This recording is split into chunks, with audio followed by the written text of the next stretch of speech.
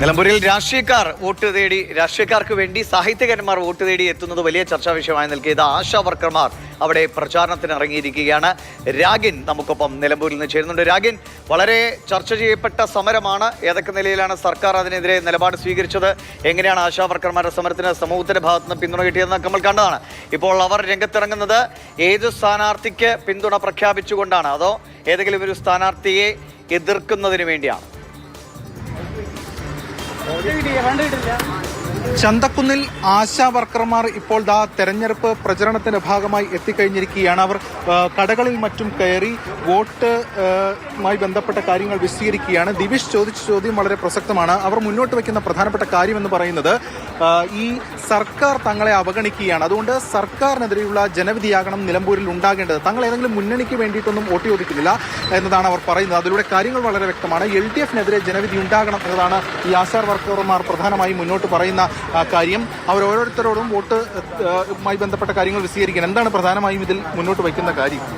അവർക്ക് ഈ നിലമ്പൂരിലുള്ള പ്രതിനിധികൾക്ക് ആർക്ക് വേണമെങ്കിലും വോട്ട് ചെയ്യാം, പക്ഷേ സർക്കാരിന്റെ പ്രതിനിധി എന്നുള്ള നിലയ്ക്ക് വോട്ട് ചെയ്യരുതെന്ന് അവർക്ക് വോട്ടില്ല. ആശാ സമരത്തിനെ ജനാധിപത്യ വിരുദ്ധമായിട്ട് സമീപിച്ചവർക്ക് വോട്ടില്ല, അത്രേ ഉള്ളൂ. അല്ലാതെ BJPക്ക് വോട്ട് ചെയ്യാം, ആർക്ക് വേണമെങ്കിലും ഇവർക്ക് വോട്ട് ചെയ്യാം. വോട്ട് ചെയ്യണമെന്ന് പറയുന്നില്ല, പക്ഷേ LDF വോട്ട് ചെയ്യണമെന്ന് പറയുന്നില്ല, ഒരിക്കലും പറയില്ല. ആർക്ക് വോട്ട് ചെയ്യണമെന്നില്ല. നമ്മളൊരു രാഷ്ട്രീയ പാർട്ടിയെ ഈ ആശാ സമരത്തിലില്ല. LDFനെതിരെ വോട്ട് ചെയ്യണമെന്ന് നിങ്ങൾ പറയും? LDFനെതിരെ എന്ന് പറയുന്നില്ല. ഈ സർക്കാർ ഇതിനെ പ്രതിനിധീകരിക്കുന്ന ആളിന് വോട്ടില്ല, അത്രേ ഉള്ളൂ.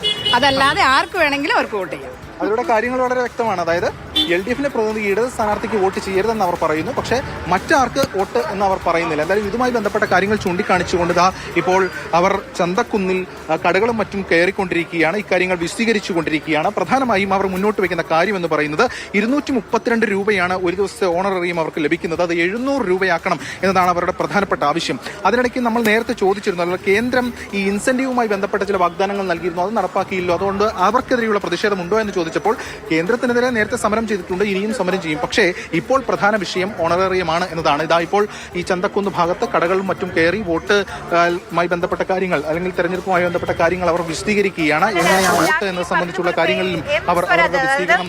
സർക്കാരിന്റെ പ്രതിനിധിയായ ഇടതുപക്ഷ സ്ഥാനാർത്ഥിയായ M സ്വരാജിന് വോട്ട് ചെയ്യരുത് എന്ന് ആശമാർക്ക് കൃത്യമായ ഒരു രാഷ്ട്രീയ നിലപാട് സ്വീകരിക്കാൻ കഴിയുന്നുണ്ട്. അത് മനസ്സിലാക്കുന്നു അവരുടെ എതിർപ്പ് ആദ്യഘട്ടം മുതൽ. പക്ഷേ ഇതിൽ കേന്ദ്ര സർക്കാരിനും ഇടപെടലുണ്ടല്ലോ, അവരുടെ വിഹിതം കൂടിയുണ്ടല്ലോ. അവിടെ ഒരു ഇടപെടലുമില്ലല്ലോ, കൈമലർത്തുകയാണല്ലോ കേന്ദ്രം. അപ്പോൾ BJPയുടെ സ്ഥാനാർത്ഥിക്കെതിരെ എന്തെങ്കിലും പറയാനുണ്ടോ ആശമാർക്ക്? ആര്യ, നമ്മൾ അക്കാര്യം രാവിലെ ചോദിച്ചിരുന്നു, ആശാ വർക്കർമാരോട് ഇക്കാര്യം നമ്മൾ ചോദിച്ചിരുന്നു. പക്ഷെ അവർ പറഞ്ഞ കാര്യം ഇതാണ്. അതായത് ഈ ഇൻസെന്റീവിന്റെ കാര്യത്തിൽ സംസ്ഥാന സർക്കാർ കൂടി മുൻകൈ എടുത്തുകൊണ്ടാണ് അക്കാര്യങ്ങൾ ചെയ്തു തരേണ്ടത്. അതിൽ നേരത്തെ മുതൽ തന്നെ സമരരംഗത്തുണ്ട്, അക്കാര്യങ്ങൾ തന്നെ പറയുന്നുമുണ്ട്. പക്ഷേ ഇപ്പോഴത്തെ പ്രധാന വിഷയം ഓണറേറിയമാണ് എന്നതാണ് അവർ മുന്നോട്ട് വയ്ക്കുന്ന കാര്യം. എന്തായാലും അതുമായി ബന്ധപ്പെട്ട കാര്യങ്ങൾ ഉൾപ്പെടെ നമുക്ക് അവരോടും ചോദിക്കാം. അതിൻ്റെ ബന്ധപ്പെട്ട കാര്യങ്ങൾ നമുക്ക് ചോദിക്കാം. ഈ കേന്ദ്രം ഇൻസെന്റീവ് വാഗ്ദാനം പറഞ്ഞിരുന്നല്ലോ, അതിതുവരെയും പാലിക്കപ്പെട്ടിട്ടില്ല. അവർക്കെതിരെയുള്ള പ്രതിഷേധം നിലമ്പൂരിലില്ലേ? അതിതുവരെ പാലിക്കപ്പെട്ടിട്ടില്ല. സംസ്ഥാന സർക്കാരിന്റെ പ്രതിനിധികളായി ആരോഗ്യമന്ത്രിയും മുഖ്യമന്ത്രിയും 2-3 തവണ ഡൽഹിയിൽ പോവുകയുണ്ടായി. പക്ഷെ അവരത് ആവശ്യപ്പെട്ട് കണ്ടില്ല. ഞങ്ങളുടെ സമരം തീർച്ചയായിട്ടും നേരത്തെ നടന്നിട്ടുണ്ട്, ഇനിയും നടത്തും. കേന്ദ്ര ഗവൺമെന്റിനെതിരെയുള്ള ഇൻസെന്റീവ് വർധന ആവശ്യപ്പെട്ടുള്ള സമരം നടക്കും. ഞങ്ങളുടെ സമരപ്പന്തലിലേക്ക് വന്ന അതിന്റെ പ്രതിനിധികളോട് ഞങ്ങൾ ആവശ്യപ്പെട്ടിരുന്നു. അതിന്റെ അടിസ്ഥാനത്തിൽ പാർലമെന്റിൽ ചർച്ച നടത്തി, പാർലമെന്റിൽ ഒരു പ്രഖ്യാപനം വന്നു. പക്ഷേ വർദ്ധിപ്പിച്ചിട്ടില്ല. അതെന്താണെന്ന് ഞങ്ങൾ അന്വേഷിച്ചുകൊണ്ടിരിക്കുകയാണ്. തീർച്ചയായിട്ടും അതിനെതിരെയുള്ള സമരം ഉണ്ടാവും. നിലമ്പൂരിൽ ഇപ്പോൾ നടക്കുന്നത് സംസ്ഥാന തലത്തിലുള്ള ഉപതെരഞ്ഞെടുപ്പാണ്. ഇത് പാർലമെന്റ് തെരഞ്ഞെടുപ്പല്ല നടക്കുന്നത്. അതുകൊണ്ട് ഞങ്ങൾ സംസ്ഥാന സർക്കാരുമായി ബന്ധപ്പെട്ട വിഷയങ്ങളാണ് ഇവിടെ ഉന്നയിക്കുന്നത്. അതായത് ഫോക്കസ് പ്രധാനമായും ഓണറേറിയമാണ്. തീർച്ചയായിട്ടും ഞങ്ങളുടെ ഡിമാൻഡ് ഓണറേറിയം വർധനവാണ്. ആ ഓണറേറിയം വർദ്ധിപ്പിക്കേണ്ടത് സംസ്ഥാന സർക്കാർ തന്നെയാണ്. അതുകൊണ്ടാണ് സംസ്ഥാന സർക്കാരിന്റെ അല്ലെങ്കിൽ LDFന്റെ പ്രതിനിധിക്കെതിരെ ജനവിധി ഉണ്ടാകണം നിങ്ങൾ പറഞ്ഞു. ആശമാരെ അപമാനിച്ച സംസ്ഥാന സർക്കാരിന്റെ നയത്തിനെതിരെയുള്ള വിധിയായി ഇത് മാറണം.